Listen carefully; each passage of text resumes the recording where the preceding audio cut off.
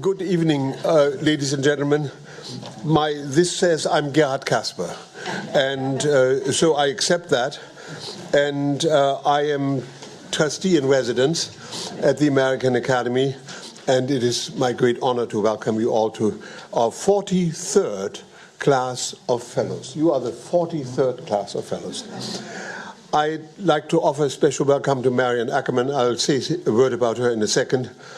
And I would also like to welcome my fellow trustees, Hans-Michael Giesen, Regine Leibinger, and Volker Schlöndorff. Their really tireless work for the Academy is incredibly important. And the ambassador from Egypt is not here. No. All right. He was going to come. He was going to come. He's a regular. He's a regular at these events, and maybe he'll be a little late. So as I said, I'm the trustee in residence. That is certainly the most obscure title I have ever held in my life, and I'm not going to try to explain it to you. I welcome you to the Fellows' presentation. In this context, the term presentation means two things. We present the American Academy Fellows for the fall term, but much more importantly, they present themselves and their work. And that's why you're all coming. You're not coming to hear me, I know that. But they have all come to hear the Fellows. The American Academy in Berlin was founded in 1994 at the initiative of Richard Holbrooke, then the American ambassador to Germany. Rooted in Berlin, the independent and completely privately funded institution is committed to maintaining the long-term intellectual, cultural, and political ties between the United States and Germany. Something presently obviously even more important than ever. One way in which we do this is that each year the Academy awards 24 Berlin Prize fellowships for a semester, each to scholars, writers, and artists from the United States. Fellows who come from the humanities, social sciences, and arts pursue independent projects in the residential community of the Hans Arnhold Center. The Academy's fellows share their work with German colleagues and with Berlin audience. And this fall, the fields represented are history, including cultural history, art, literature, writing, film, political theory, political practice, and economics.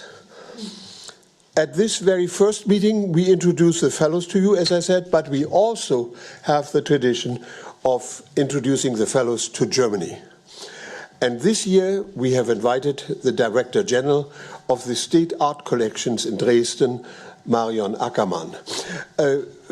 Ms. Ackerman, in America, when somebody has a title Director General, that is often shortened to General.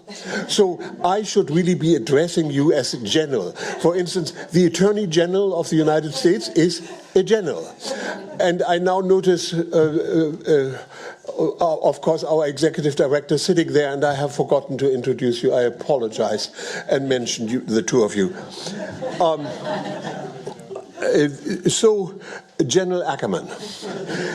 In her role as General, Ms. Ackerman presides over 15 museums, ranging from one of the greatest German collections of old masters to a folk museum of puppet theaters.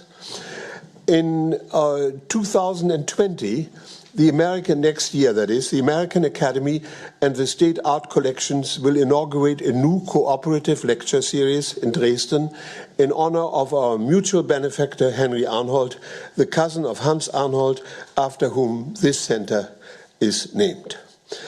Now, Marian Ackerman grew up in Ankara, and indeed over dinner she told me a little bit about it, and she has vivid and lively and very favorable memories of her time in Ankara when she was a child.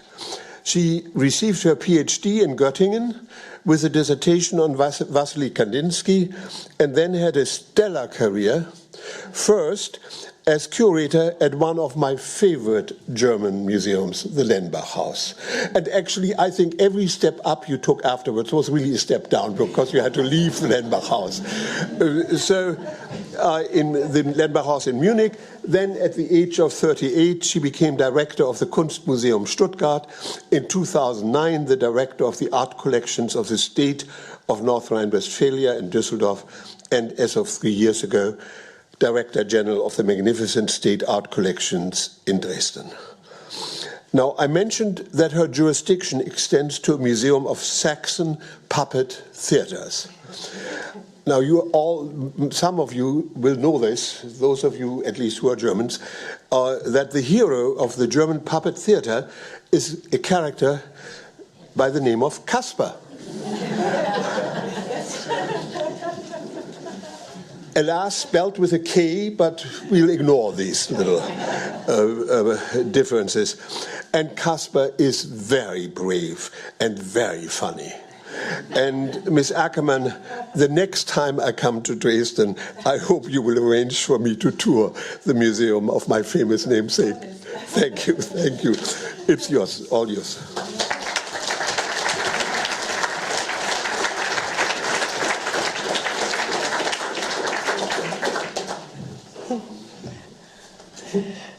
Dear Gerhard Kasper, I would love to change my program and give a little lecture on the figure of Kasper.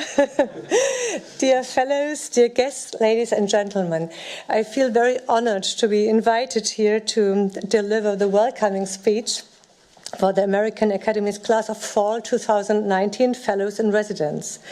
It marks the beginning of even closer ties of friendship between the American Academy and our museum, the SKD, the Staatliche Kunstsammlung in Dresden.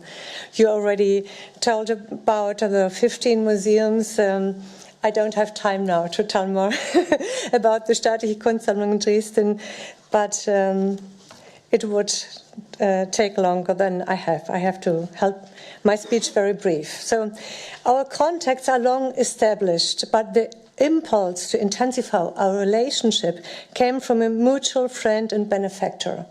This was Henry Arnhold, the son of Lisa and Heinrich Arnhold. The SKD were closely associated with Henry Arnhold, an art enthusiast and connoisseur. Despite his negative and terrible experiences during his youth in Dresden through the Nazi period, which caused him to flee Germany, he resumed his family's tradition of civic engagement and patronage in his native city after the peaceful revolution of '89. He was especially active in providing support to Dresden's academic and cultural institutions. His keen interest in the work of our museums was reflected in the support for countless exhibitions and research projects. Owing to his passion for collecting Meissen porcelain, and I could see his collection in New York several times, he was particularly interested in our porcelain museum, die Porzellansammlung.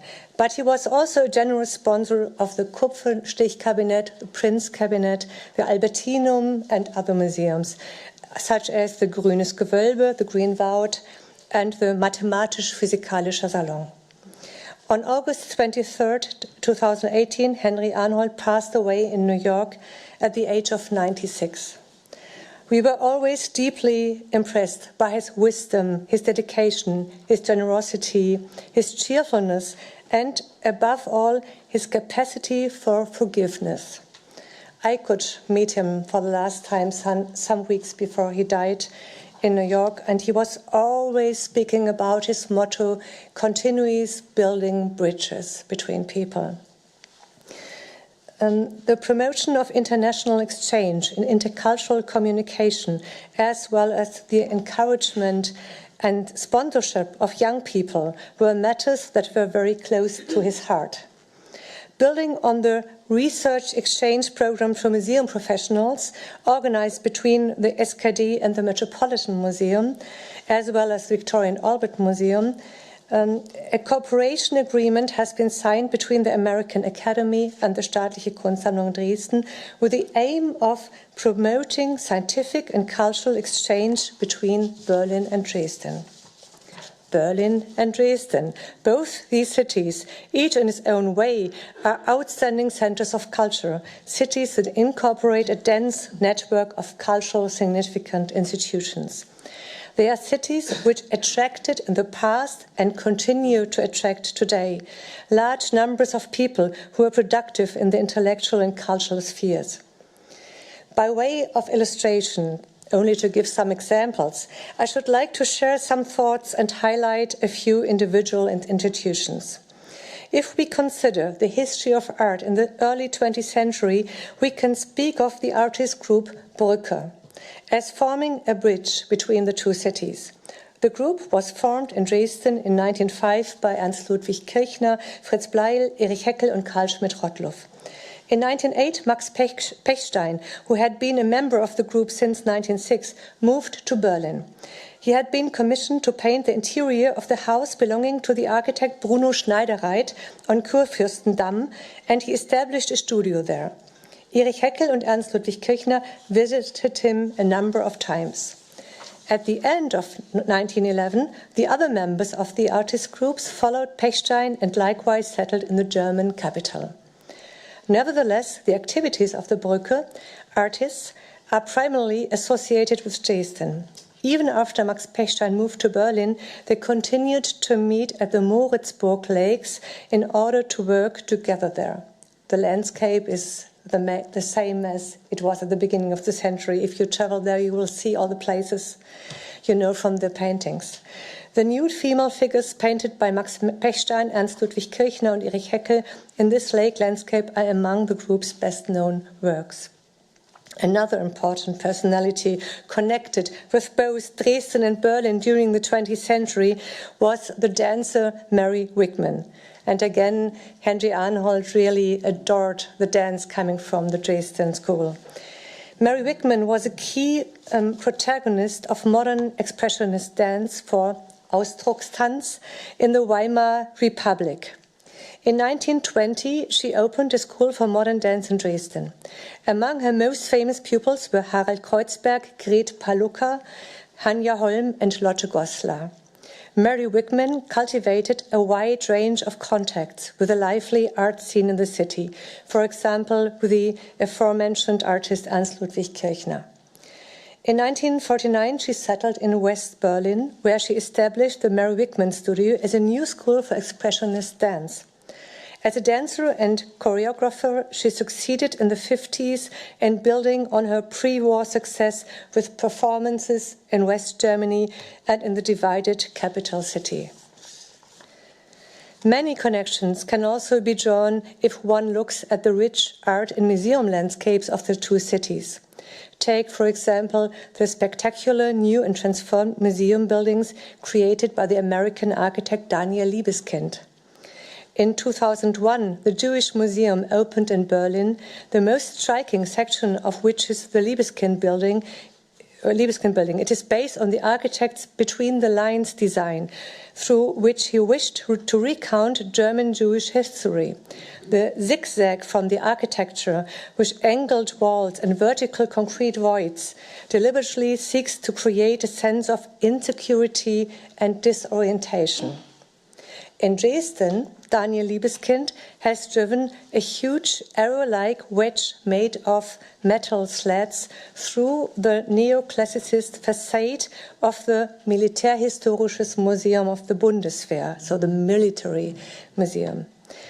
The museum itself takes a critical approach to the history of violence.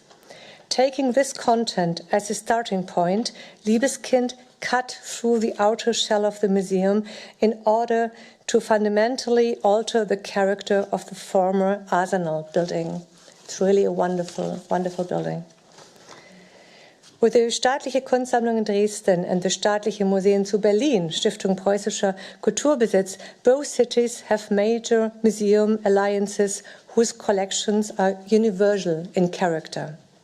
And both institutions are also lively venues for discussion and debates. Even before its opening, the Humboldt Forum, which is currently taking shape in the rebuilt Berlin Palace, has already become a center for debate on the vital question of how to deal with objects that were acquired in the context of colonialism. In Dresden, too, there are also frequent debates in and about museums. The Deutsches Hygienemuseum Dresden, I just discussed with some fellows this concept of the museum, which was founded in 1912 and is the only museum of its kind, is likewise an important venue for discussion on issues relating to modern society and the environment.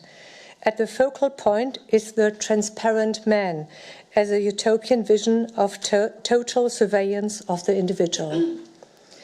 At the Staatliche Kunstsammlung Dresden, there's also a lot of discussion. In the atrium of the Albertinum, the artwork Demos, created by Andreas Angelidakis, which was exhibited at the Documenta in Athens, became a setting for critical dialogue. It consists of 74 foam blocks made to look like concrete, which can be used in a flexible way. As a constantly changing sculpture that people can move about and sit on, visitors have the opportunity to gather together and engage in conversation. This seating was used for the series of discussions held in the Albertinum under the title Wir müssen reden, we need to talk, which was concerned with various aspects of art in and from the GDR. At the moment, Demos is in the Japanese Palais, also part of our museums, on the other side of the River Elbe, where the exhibition Die Erfindung der Zukunft, Inventing the Future, is on show until November 3rd. There, it is the place to be for young people. The Fridays for Future movement meets there every Saturday to prepare the Friday demonstrations. Secretly. And is a place for a series of events entitled Zukunftsforum, a future forum, where academics and artists come together to discuss the burning issues of our time, economic growth and waste, the common good and climate change, machine ethics and educational justice for the future. You are most welcome to contribute to these discussions and visit us in Dresden. Ladies and gentlemen, and in particular, dear Berlin Prize Fellows, in this spirit of dialogue, we are looking forward to implementing the new cooperation agreement between the American Academy and the SKD. Everyone is invited to use this new additional connection between Berlin and Dresden for scientific and cultural exchange. We are very pleased that from the coming year on, we will be hosting the Lisa and Heinrich Arnold lectures for the first time as part of our cooperation. And again, the initiator and sponsor was Henry Arnold. The lectures built upon the tradition of discussion evenings held in the Arnold family's home from 1919 until the start of persecution against the Jewish population in Germany. It gave the inspiration for these lectures. Georg Arnold and later Lisa and Heinrich Arnold regularly held semi-private lecture evenings on scientific, economic, political and general topics, sometimes attended by more than 100 people. The many distinguished guests included Albert Einstein, Wassily Kandinsky and Walter Gropius. On April 1st, 2020, so next year in spring, Lillian Weisberg will give us an insight into her research. She is Christopher H. Brown Distinguished Professor in Arts and Science at the University of Pennsylvania, and spring 2020, also a fellow here in the American Academy. Her topic, In Circulation, Modern Literature, Philosophy, Art and the Medium of the Postcard, sounds especially promising from a museum perspective, since it lies at the intersection between literature and art, between text and image. Many artists have experimented with this medium, for example, Hanne Darboven or On Kawara, or we can think of the artist Ruth Wolf-Rehfeld. She's now, I think, 88 or 89. who was associated with mail art in GDR time. So she worked till 89, then she stopped because it was not necessary anymore. And who was the subject of last year's exhibition, Für Ruth, der Himmel in Los Angeles, for Ruth, the sky in Los Angeles at the Albertino. As for Lillian Weisberg, she will pursue a project focusing on the golden age of the postcard, 1890 to 1930. She aims to sketch the history of the postcard and its use by important figures, among them Franz Rosenzweig, Sigmund Freud, and Walter Benjamin, and demonstrate how it came to be regarded as a truly modern medium. For this, she will make use of archival sources in Berlin's Akademie der Künste and Deutsches Literaturarchiv in Marbach. Ladies and gentlemen, to conclude, I should like to stress once again that we really hope that there will be a lively exchange of ideas and opinions, even outside the context of the lectures, and that relations between Berlin and Dresden and far beyond will be intensified. We look forward to welcome you also in Dresden. And now I am delighted to welcome the fall 2019 class of fellows to the American Academy and to Berlin. This is the 43rd class of fellows at the Academy since the fall of 1998, when the first fellows came to Wannsee. I assume that everybody here tonight is now eager to hear the presentations. May I ask the artist, writer, and filmmaker Renee Green to please take the stage. Renee Green is professor at the School of Architecture and Planning at the MIT, and she is Ellen Maria Gorrison Fellow of the class of fall 2019. Thank you.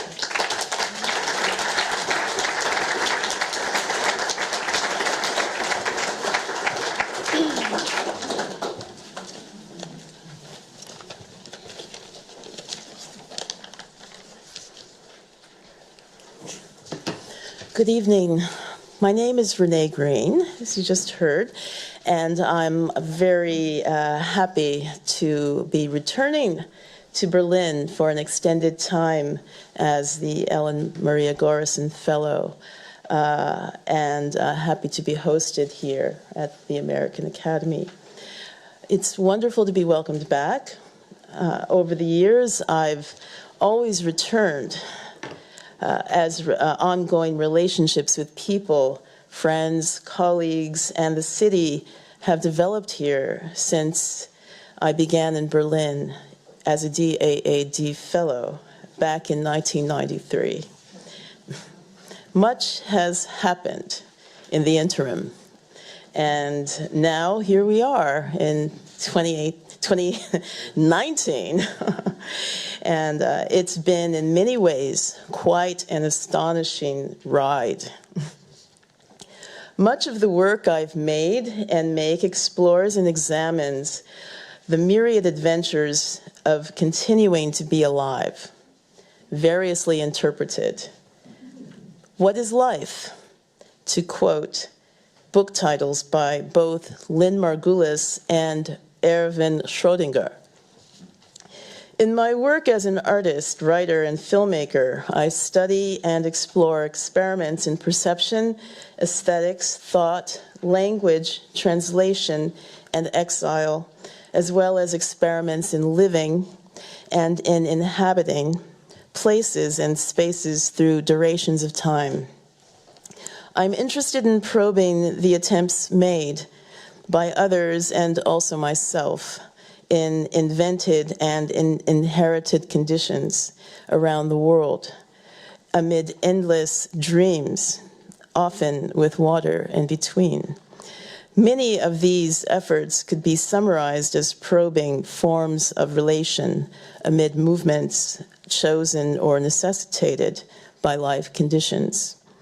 Poetics, politics, economics, and technologies in relation to trade and territories, along with many forms of translation, can be termed, like the English title of a book I edited, published in Lisbon, but titled in English, Negotiations in the Contact Zone, or multiply zones. Pacing is the name of the project I've been working on since I was last in Berlin in 2016, and that continues. The arc of pacing is the umbrella of several related projects, all of them linked as gerunds: spacing, placing, tracing, facing. The project initially grew out of my interest to examine the unrealized dreams of Le Corbusier in relation to the Americas. Pacing as a rallying concept and as an expansive framework, serving as an umbrella under which to shelter related yet specific percepts. I wanted to think about particular gerunds I perceived in relation to the work I'd been developing as a form of distillation, and in each case I wanted to think about where I'd been and where I was going. Thinking with pacing allowed a range of possibilities to think in relation. As a professor at MIT, situated in the School of Architecture and Planning, in the Art, Culture, and Technology program, my focus has been on a project I initiated, Cinematic Migrations, pursuing the prompt that the desire for cinema perhaps existed before its creation. Yet, in the aftermath, many worldwide migrations of cinemas and transmutations, along with movements of people, followed. While in Berlin, during the next months, I will continue working on the book, Pacing, due to be published by Koenig this December. I will participate in an exhibition and a conference at the Haus der Kulturen der Welt entitled Hubert Fichte, Love and Ethnology, in October. I will have a solo exhibition at the Nagel Draxler Gallery in November, and I'm working on an exhibition that will open in June in 2021 at Kunstwerke here in Berlin. And so thank you for your presence, and pass this on to the next person. Thank you.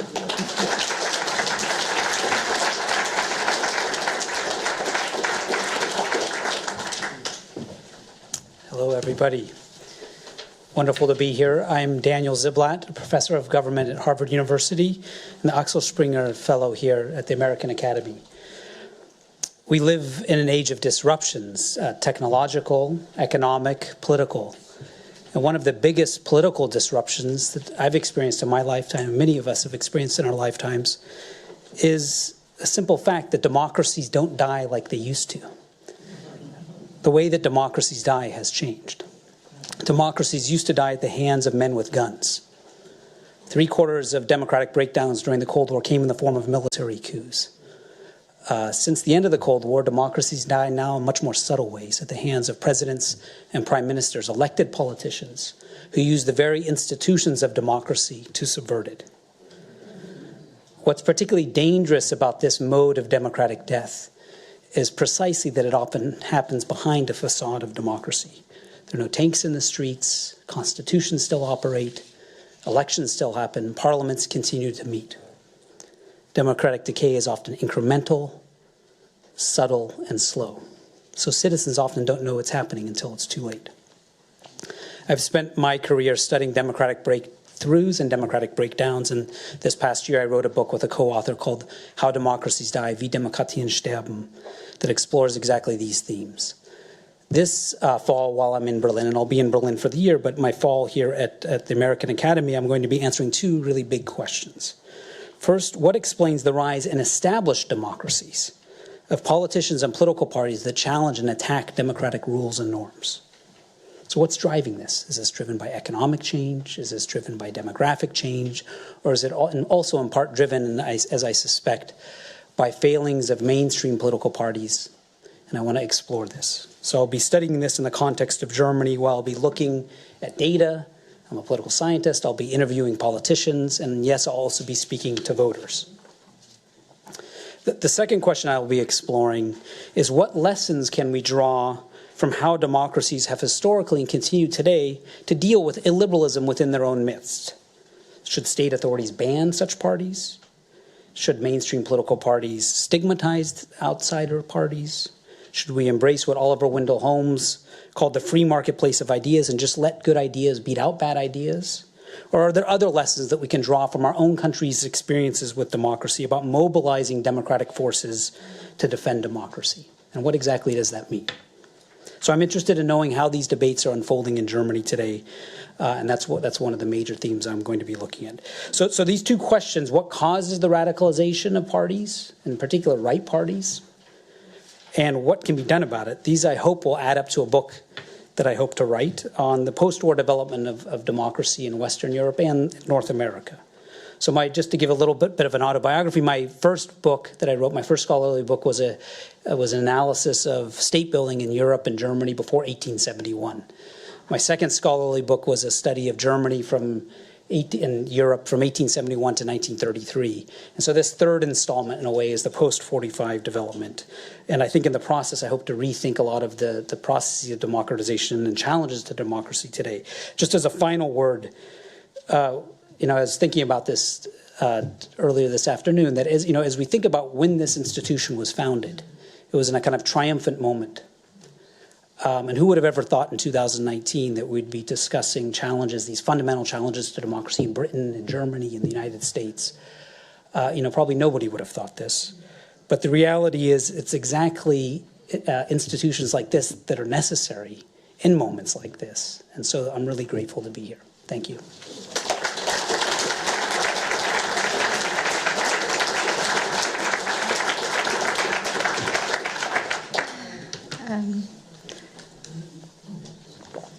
Hi, I'm Suki Kim. I am a Holtzbrinck Fellow, and I'm a novelist and an investigative journalist. So I'm based in New York, but I was born and raised in South Korea. And for my nonfiction work, which is generally reported investigative nonfiction narrative, I followed North Korea for the last 17 years. And when I say that, most often people bring up Germany.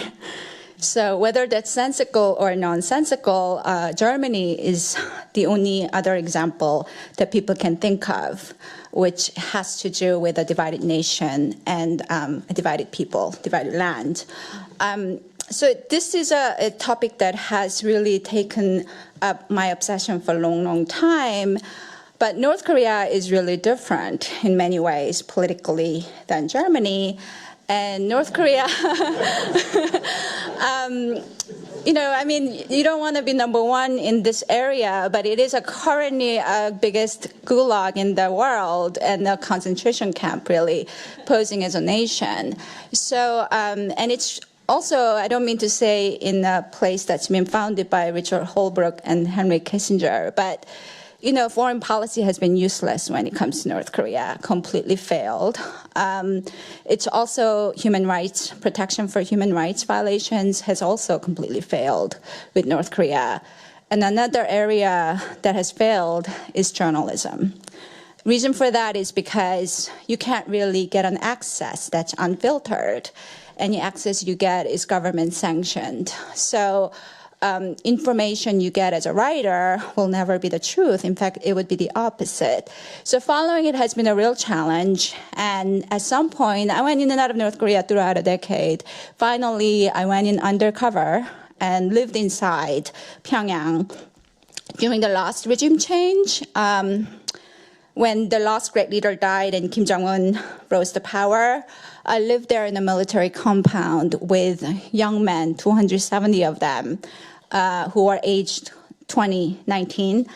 And what I was doing was recording their everyday life in a narrative portrait to really tap into their psychology, because we don't really know anything about that, who's going to lead that nation.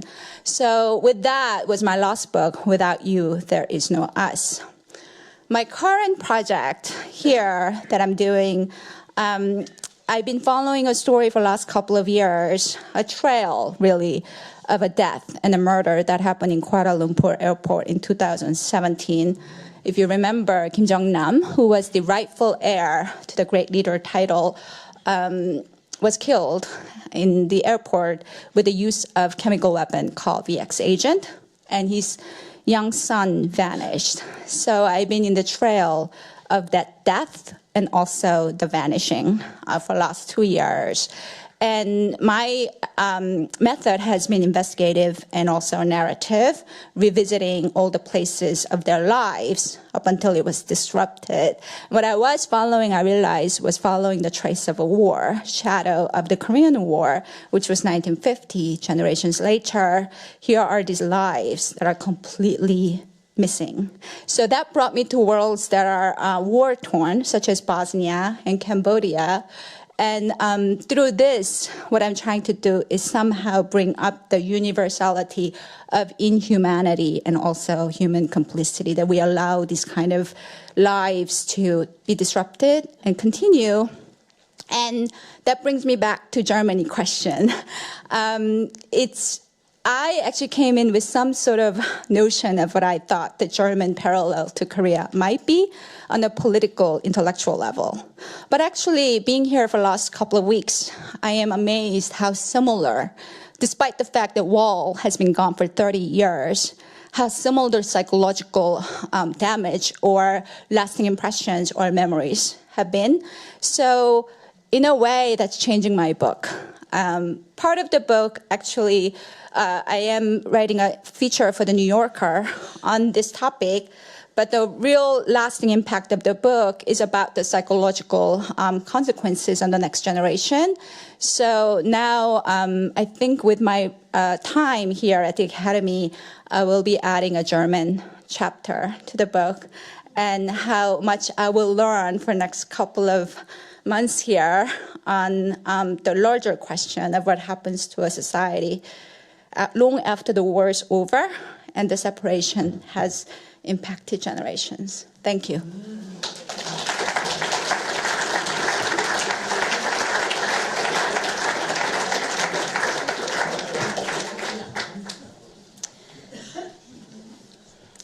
Good evening. My name is Tatiana Grishkovich. I'm an assistant professor of Russian studies at Carnegie Mellon University, and I'm the Nina Maria Gorson Fellow in History. My research, in broad terms, concerns the relationship between writers and readers, artists and appreciators in the Russian tradition. I'm interested both in how individual works construe this relationship and in how this relationship bears on larger philosophical, social, and political questions. My first book project engages with an ongoing debate in literary and cultural studies about how we ought to read. A growing number of scholars have argued that these fields have produced readers so well trained in reading below the surface of texts and identifying what the text ostensibly hides, that such so-called suspicious reading is now performed on autopilot, deforming our understanding of texts and yielding predictable interpretations of them. Defenders of suspicious interpretation, on the other hand, fear that non-suspicious reading of whatever newfangled form leaves us inattentive to the power structures that shape literary texts and leads in the end to political quietism. I intervene in this debate by challenging an assumption shared by both sides, namely that we're entirely free to choose how we read. Texts themselves, I argue, tend to condition how we read them. Instead of simply prescribing one mode of reading or another, we ought to investigate how our reading practices are determined in large part by the texts we encounter. To make my case, I examine the works of Leo Tolstoy and Vladimir Nabokov. These two authors were unusually concerned with the way their readers read them. No other writer in the Russian canon and few in the Western canon equals them in their efforts to shape the reception of their works. I suggest that their imperative to chaperone our reading experience is the consequence of the author's shared anxiety that one's experience of the world might be entirely one's own, private, impossible to share through language and art. This anxiety is not incidental to each author's work, I argue, but rather at the center of their poetics. Whereas this first monograph considers why authors may seek to set rules for our reading of their works, the book I'm researching now in Berlin will examine the myriad ways historical readers bend and break those rules. The project, titled Tolstoy, Red and White, 1920 to 1928, will be the first comparative account of the struggle over Tolstoy's legacy in the Soviet Union and in the post-revolutionary Russian emigration in Europe. It will examine the interpretive strategies readers use to transform Tolstoy into an avatar of their own ideologies.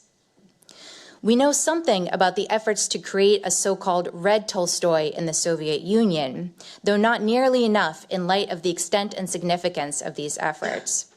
On what I'm calling White Tolstoy, there's virtually no scholarship at all. We lack a real sense of what Tolstoy's legacy meant for an émigré society struggling to preserve a coherent cultural community in the face of dispersion, linguistic isolation, and poverty. By considering where these left and liberal critics succeeded in making Tolstoy's texts align with their agendas and where they failed, I aim to reassess the cultural battle lines of the Russian Revolution and to examine anew the eternally vexed relations between politics and aesthetics. Thank you.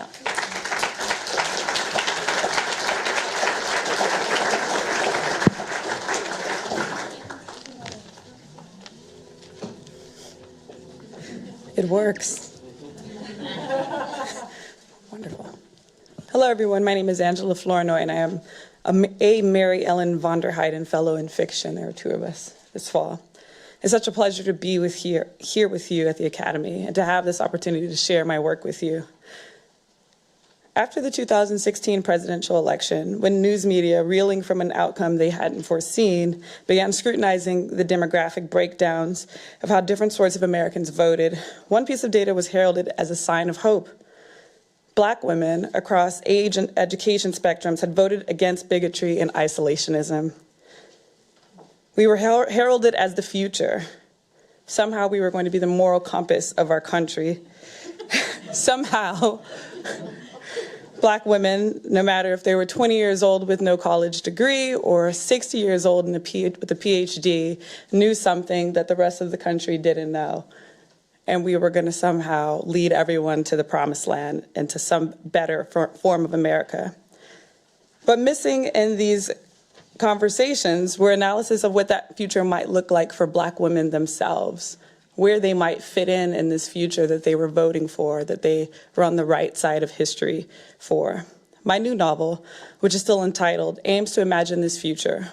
I'm interested in how the changes underway in America and internationally might impact the lives of a group of fictional Black women now and into the future.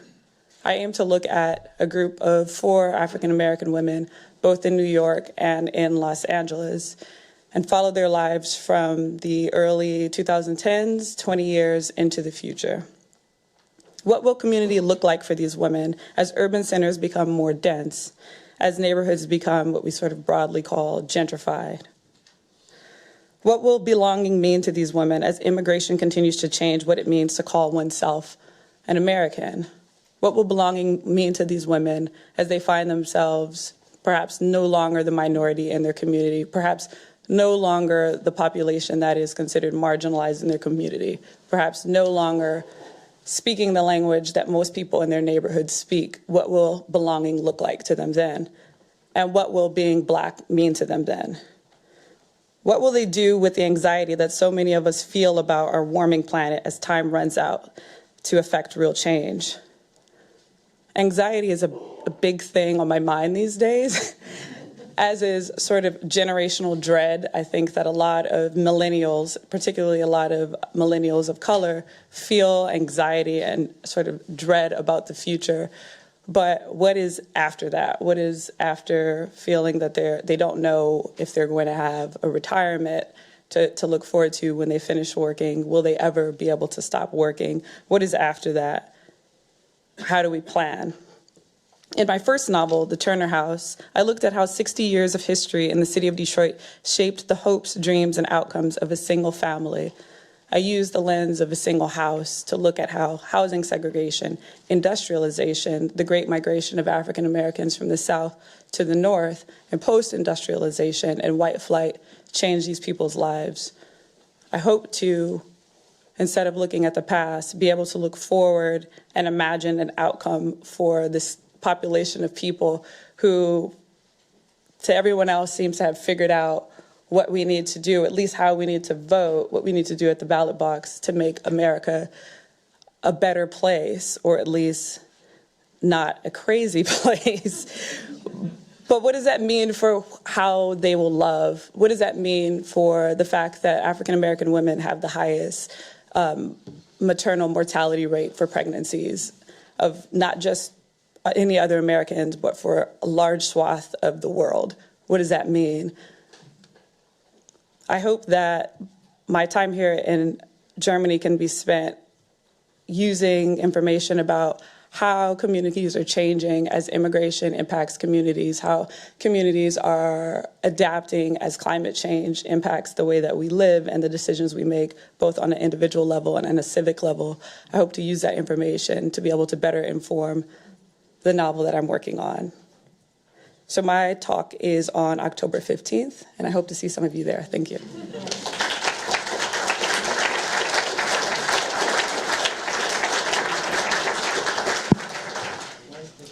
Good evening, everyone. I'm Marco Ebel, Professor of English and Film Studies at the University of Nebraska. Ich bin auch eine Kölsche Jung. Originally born in Cologne, moved to the United States in 1992. As the Dirk Ippen Fellow, I'm embarking on a new research project that I've tentatively entitled Left Politics Without Leftism, a counter-genealogy of Germany's political cinema. The central question I'm interested in researching is how German film history and historiography have configured the notion of political cinema. Simply put, and undoubtedly too simply put, two options obtained today. First, films made in the avant-garde tradition of difficult films that intentionally seek to assault viewers' senses and intellect, that in their desire to be transgressive resist viewers' wishes for easy consumption, and that are often pedagogical or didactic. These films mostly screen at film festivals and museums and are hardly seen. And then secondly, the tradition of thematic films that deal with weighty issues such as Germany's totalitarian past or the terrorism of the 70s, but also with topics of the day such as, say, the resurgence of the far right and the status of refugees in post-war Germany. These films occupy primetime television slots and occasionally find themselves nominated for Academy Awards. Films that fall into neither of these categories, such as those I discussed in my previous book, The Counter-Cinema of the Berlin School, are often misconstrued as apolitical. I think this has to do with how the notion of the political is circulating in German film culture. Even today, most critics tend to have implicit recourse to models of political filmmaking that emerged during the era of what scholars are now calling the long 1968, and that revolutionary era's models of leftist filmmaking. To me, this is a mistake, both conceptually and politically. Trying to nuance this dominant conception of the political film, my revisionist project is inspired by three seemingly disconnected moments in my research. First, the writing of my previous book, which argues that the Berlin School films, contrary to their critical reception, constitute the most compelling political German cinema since unification. Secondly, revisiting the mostly forgotten film critical debate about the so-called aesthetic left in West Germany around 1968 and its relation to the so-called New Munich group of filmmakers from that time period. And thirdly, discovering Johannes Schaaf's film Tätowierung or Tattoo from 1967, a long-neglected film, which diagnosed emerging political developments in remarkably prescient ways that nevertheless remained opaque to the political left at the time. My overall hypothesis is that in the late 1960s, the political left misunderstood who its real enemy was. It was the emerging system of neoliberal capitalism rather than the West German state that the RAF then ended up fighting, of course. Any discussion today of the cinema's political potential from a left point of view must, I think, reassess the very assumptions underlying any claims about what counts as political cinema.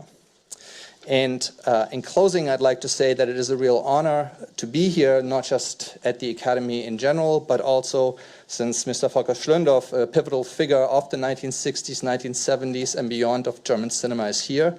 And perhaps I have the opportunity to talk with you also personally. Thank you.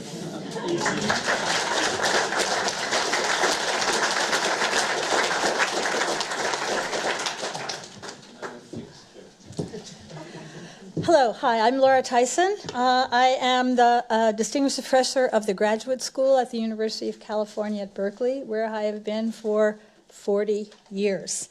I have served as Dean of the Haas School there at Business, and I'm founder of an Institute on Business and Social Impact. Some of you may also know me from my years working with the Clinton administration, where I had the honor of meeting and becoming a close friend of Richard Holbrooke. So it is a particular honor to me to have this Richard Holbrooke Fellowship this year. It really is very, very meaningful to me personally. My research has always been, it's been economics all the way. I found economics at MIT. I loved it. I've never stopped loving it. But it's always been with a policy focus, and it's always been comparative. I've always been interested in how different countries and different kinds of institutions address common economic challenges. So the Richard Holbrooke Fellowship that I'm holding this year and the months I'm going to spend in Germany absolutely is policy focused, and it's absolutely comparative. I want to learn from German institutions, German policy, how an advanced industrial nation, a large one, a very competitive one like the United States, how it addresses, how it deals with the challenges of automation. And automation, of course, is amazing. We have amazing new technologies. We have the rise of artificial intelligence. We have additive machinery that can create machinery out of models. We have robots. There's a robot that mows the lawn here every day. I actually now talk to it. I say hello to it, and basically when I'm walking by. So intelligent machines of all sorts, amazing intelligent machines. They are automating work. They are increasing productivity. They are increasing efficiency.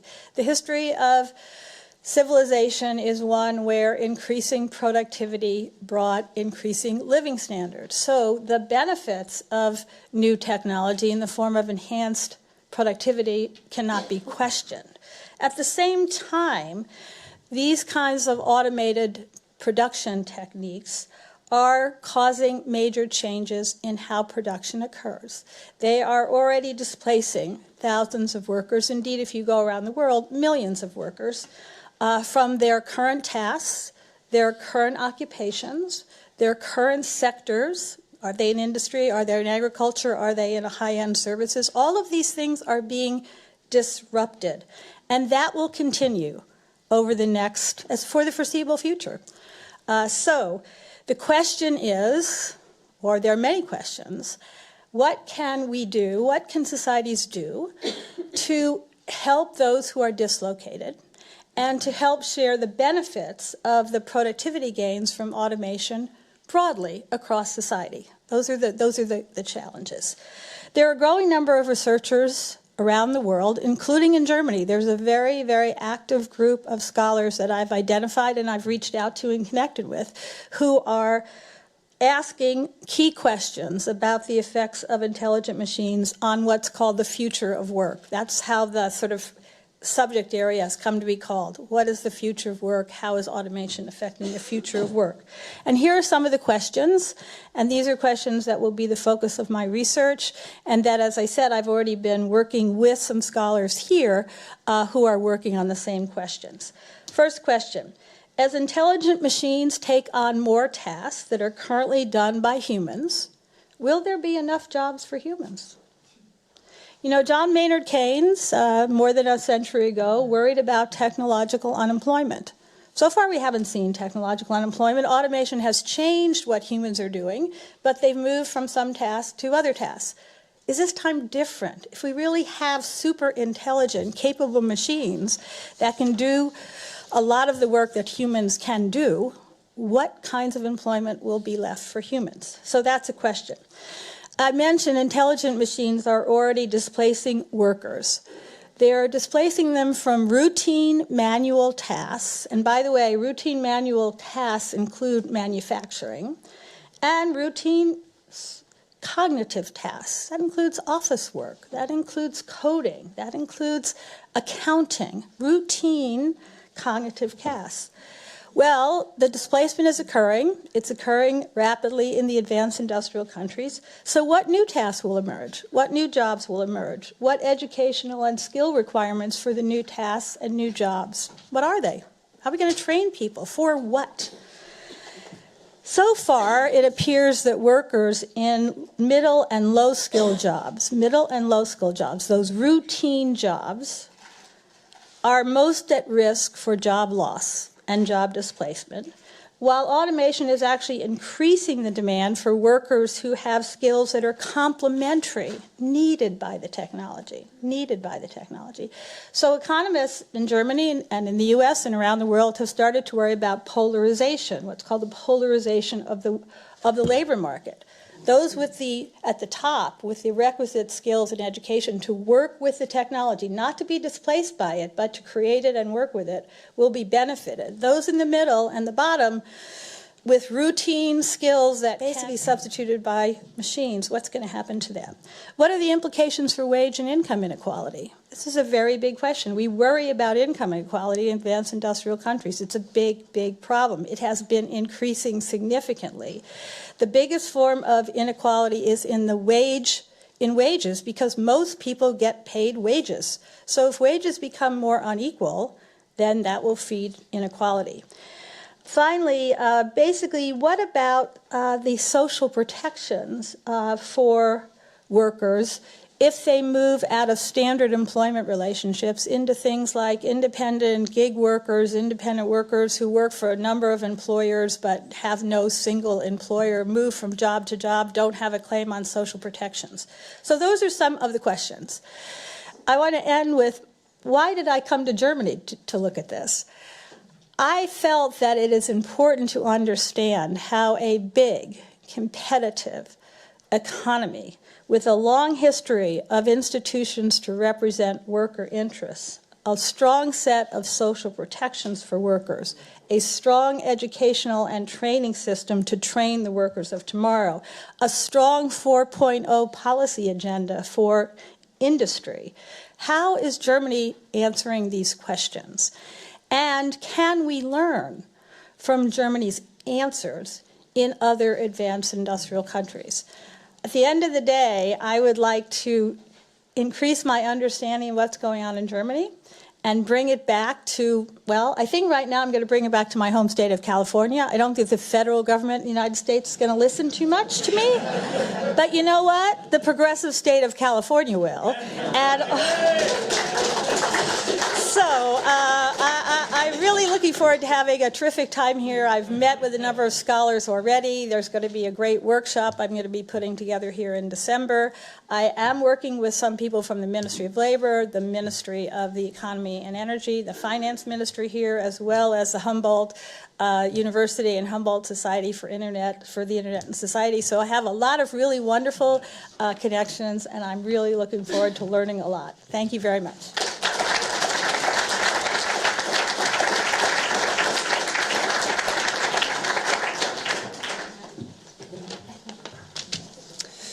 Hello, my name is Adam Sachs. I'm a writer from Pittsburgh, and I'm the other Mary Ellen von der Heyden Fellow in Fiction. I feel especially fortunate to be at the Academy, since I like to think of my writing as participating in a German literary tradition, albeit in a sense which is profoundly fraudulent, since I speak hardly a word of German. But the very short stories of my first book, Inherited Disorders, derived their form and even their syntax from the hyper-ironic anecdotes Heinrich von Kleist published in the newspaper he founded in Berlin. And it's wonderful, by the way, that in moments of writerly despair this semester, of which I've already had several, I can take a short stroll to the spot where Kleist, at exactly my age, shot himself in the head. My second book, The Organs of Sense, which came out this summer and from which I'll be reading on Thursday, so please come back, owes a debt to the fevered monologues of Kafka, Thomas Bernhardt, and Gerrit Hoffmann. It concerns an invented encounter in 1666 between a 19-year-old Gottfried Wilhelm Leibniz and an astronomer in the mountains of Bohemia who has predicted a solar eclipse, even though his eyes have been plucked from their sockets. In the 3 hours before the eclipse takes place, or fails to take place, the astronomer tells Leibniz the story of how he lost his eyes and how he claims to see the heavens without them. Both this book and my previous one are preoccupied with the question of how we know, or what we think we know, a worry which brings me continually to relationships between parents and children, because I myself realized only belatedly and traumatically how many of my own beliefs and predilections were not really mine at all, but were handed down to me without my realizing it. As a writer, I feel that I condemn myself to having that disturbing childhood realization over and over and over again without end, whenever I notice my prose infected with this or that style or signature of Kleist, of Kafka, of Bernhardt, Hoffmann. I think in my fiction I'm always trying to see whether we have any kind of a self buried beneath all of these inherited thoughts and values, styles and syntaxes. So far my conclusions are pessimistic, but in my third book, which I'm very honored to begin writing here at the Academy, I plan to keep looking. Thank you.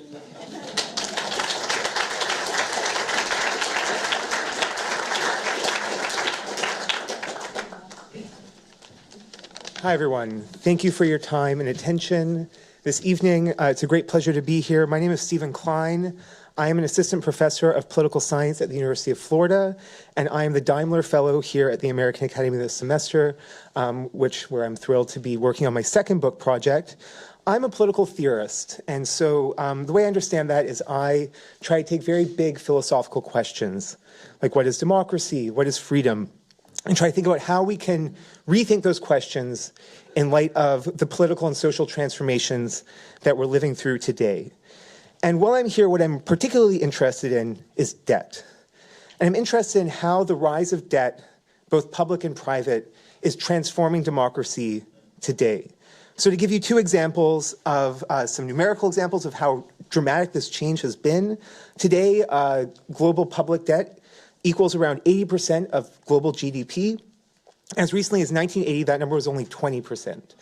So one question I'm asking is, what does this do to our democratic societies, to the ability of governments to act, to the ability of citizens to get their interests or views represented to live in a world like this?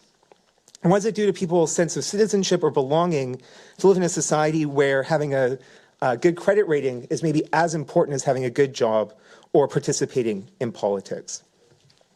And so for my second book project, which I'll be beginning here, I'm essentially going to be asking how these changes challenge our established understandings of democracy and citizenship.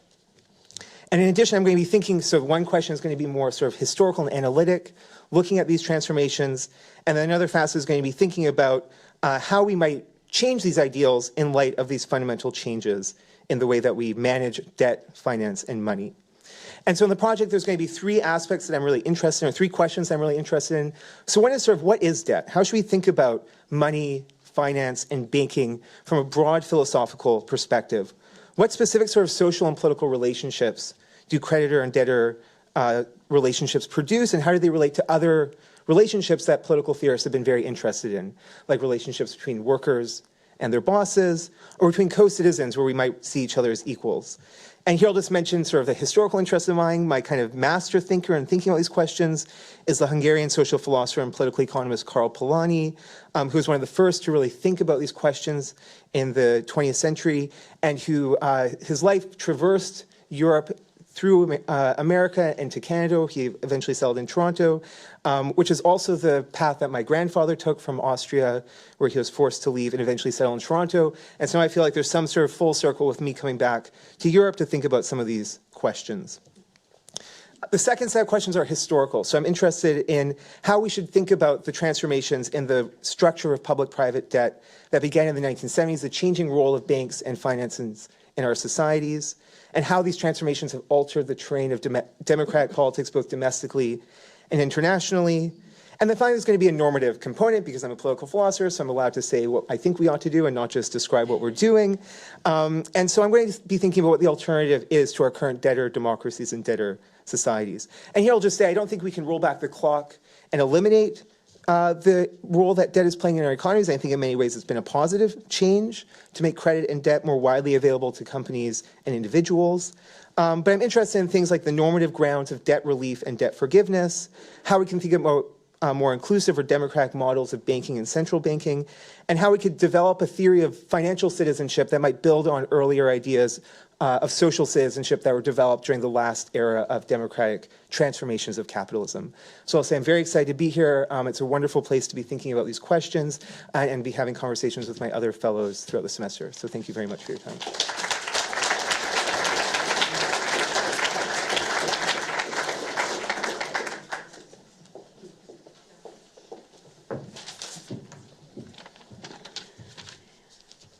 First of all, I'd like to thank the American Academy for giving all of us, and especially me, this opportunity to pursue our work in an ideal setting.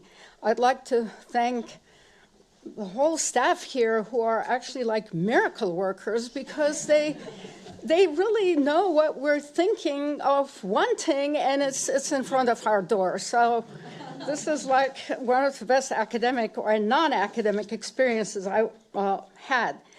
I'm the Joan B. Berkland Fellow here at the American Academy, and my project is called Exile and Translation, Exodus of German Culture to Turkey, 1933-1945.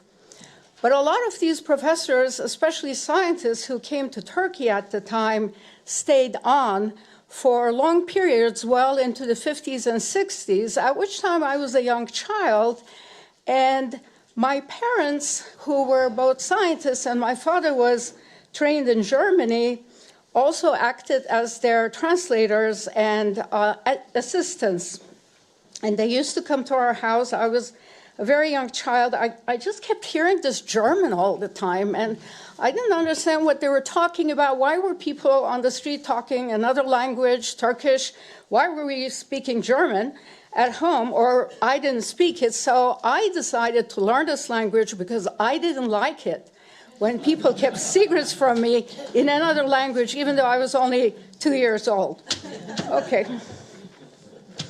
So Alexander Rustow, a classicist by training and socialist by calling, cultural historian and one of the founding fathers of neoliberalism, made a very narrow escape to Istanbul when his efforts to form a coalition government to keep Hitler out of power failed.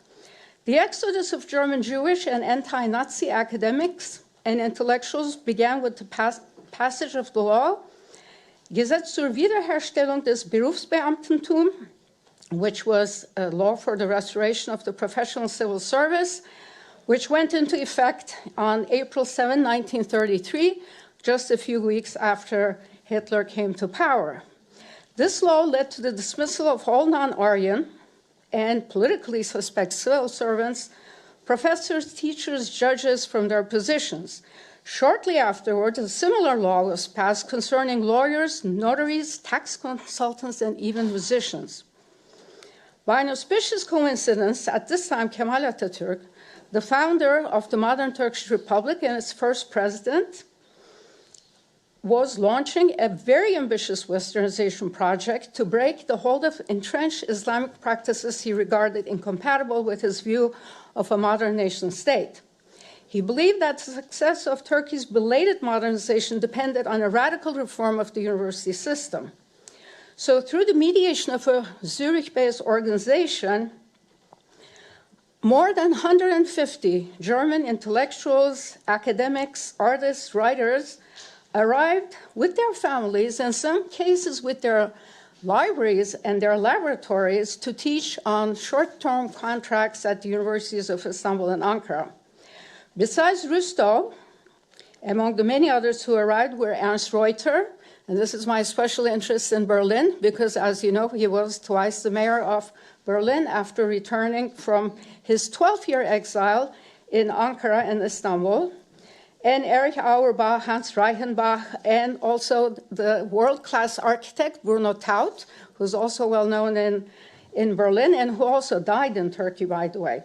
But so this list of luminaries goes on, but what I'm attempting here is not just a descriptive biography of these exiles, but really a reevaluation of the mostly forgotten page of cultural history in view of the contemporary persecution of a lot of academics today. So even in the years following 1933, the number of German exiles in other countries by far exceeded the ones in Turkey. The impact of the exiles in Turkey had a much more lasting impact, and that impact is still in effect today. The children and the students and the students of the students of this group of exiles are still keeping a certain sense of the secular in the Turkish culture. But why is this cultural page forgotten? And I think one of the reasons that even though some of Germany's best minds wrote the most long-lasting and most important books about why Germany was in the state it was in at the time they were writing these books, why these books actually did not have, let's say, the impact that the American exiles like Adorno and Horkheimer wrote in America, I think depends on the fact that it was very difficult to transplant a certain culture into a quote-unquote foreign soil. But even if we acknowledge the limitations of a cultural transfer into a foreign soil, I hope to show how translation becomes both a placeholder and a guardian for cultures threatened by oppressive regimes or by conquest. Because after all, the German word for translation, übersetzen, means to translate when it's actually an inseparable verb, ich übersetze, but it also means to transfer when it actually is a separable verb, setzen über. So translation ensured the survival of a humanist legacy that was foreclosed by the Nazis in pockets of exile. The question remains for me as to how and whether a historical precedent can respond to the imperative of safeguarding cultures facing obliteration. So here, I will be working on this project, but I've also been invited to give a talk at the first conference of academics in solidarity, which is based at the Freie Universität. So I'm very happy to be doing this work, which has actually a very personal meaning for me, and it's an imperative for me to write this book. Thank you very much.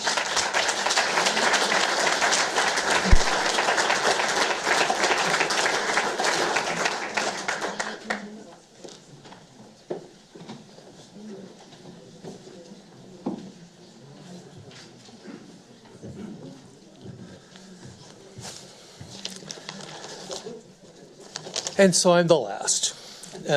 I wish I could offer a happy ending. Sad to say, but the truth is I came to Berlin because I'm worried. My name is Roberto Suro. I'm a professor of journalism and public policy at the University of Southern California. I'm the Andrew W. Mellon Fellow in the Humanities here at the Academy. I've been writing about migration for a long, long time. A few years ago, I started seeing something I thought was new. In 2014, on the Rio Grande, a surge of women and children, suddenly tens of thousands, moving together, but with individual urgency. Then 2015, the surge across the Eastern Mediterranean. I saw similarities in the motives, the circumstances, and the channels that move so many people so quickly. I saw even stronger similarities in how the Obama administration and the EU responded.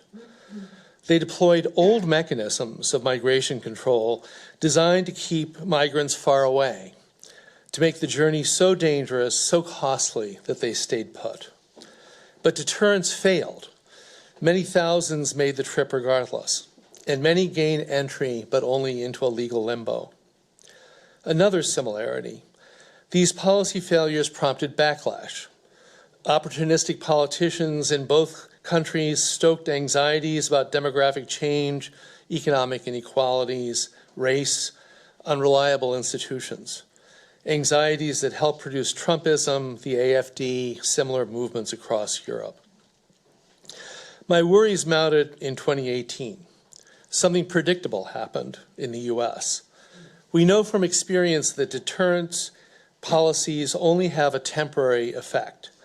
When the means and the motives are powerful enough, migration rebounds. Then we get into a cycle. More migration, harsher policies. More migration, cruel policies. Values that once defined our democracies are abandoned. Look to the United States today, look to Italy, think about the future. All this prompted the hypothesis that I've come here to test. First, a new kind of migration is emerging worldwide. It's driven by the seismic forces that characterize our age. Climate change, globalization, digitalization. Second, this migration adapts to defeat controls. Policies fail, and then the vicious cycle sets in. Governments lose their legitimacy. Finally, this evolving migration and the policy failures combine in a very particular way to catalyze instability in rich democracies, nations that are themselves struggling with those same seismic forces.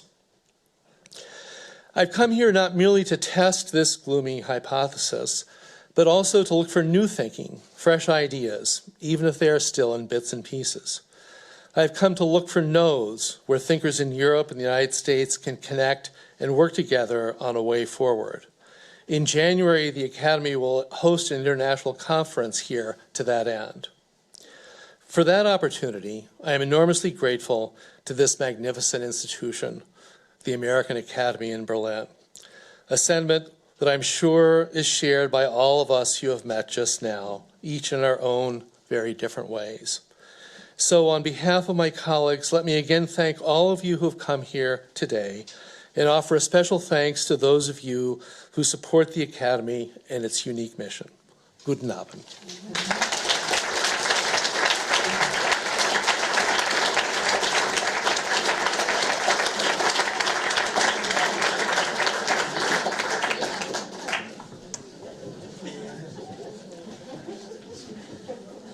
Thank you all. This was actually a very fascinating evening. As you all realized, the American Academy is concerned with questions that concern all of us on both sides of the Atlantic. Every single question that you raised is of concern to all of us. So we are dealing here with the human condition. I'm very glad you all came. I thank you for coming. And now there will be wine and whatever else there may be. Thank you.